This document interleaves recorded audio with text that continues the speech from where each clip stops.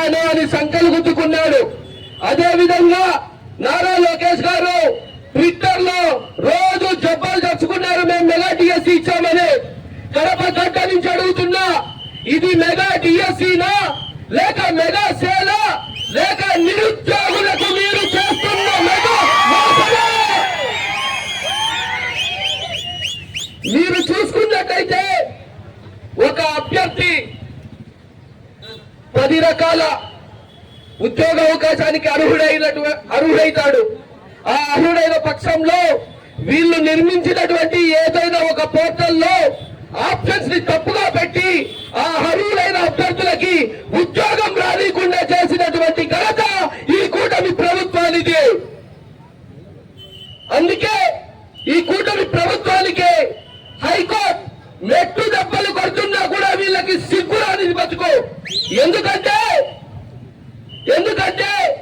కూటమి ప్రభుత్వం నిర్వహించిన మెగా డిఎస్సీలో అనేక అక్రమాలు చోటు చేసుకున్నాయని చెప్పడం జరిగింది. కానీ కూటమి ప్రభుత్వం చెప్పే అబద్ధాలు ఏమిటో తెలుసా? ఈ వైఎస్ఆర్సీపీ నాయకులు ఎస్సీకి అడ్డుగా హైకోర్టులో పిటిషన్స్ వేయడం జరిగిందని. సామే మీకు చెప్పేది ఒకటే, పిటిషన్ చేసింది మేము కాదు, మీ వల్ల అన్యాయంగా దగాకోరైన నిరుద్యోగులు 5 లక్షల మంది మీ హైకోర్టు మీకు వ్యతిరేకంగా పిటిషన్లు వేయడం జరిగింది. ఇతరులకి ఉద్యోగాలు ఇచ్చిన పరిస్థితి ఈ కూటమి ప్రభుత్వానికి. స్పోర్ట్స్ కోటాలో ఎవరైతే అర్హులైనారో, స్పోర్ట్స్ కోటాలో అంటే ఏదన్నా మంచి గేమ్స్ ఆడి జిల్లా వైడో రాష్ట్ర స్థాయిలో ఆడడం జరుగుతుంది.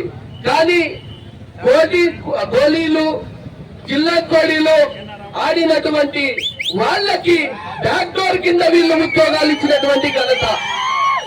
ఇంకొకటి సోషల్ మీడియాలో సుమారుగా చక్కర్లు కొడుతుంది, 15 లక్షల రూపాయలు ఒక జాబ్ తీసుకొని బ్యాక్ డోర్ లో ఇచ్చినారని.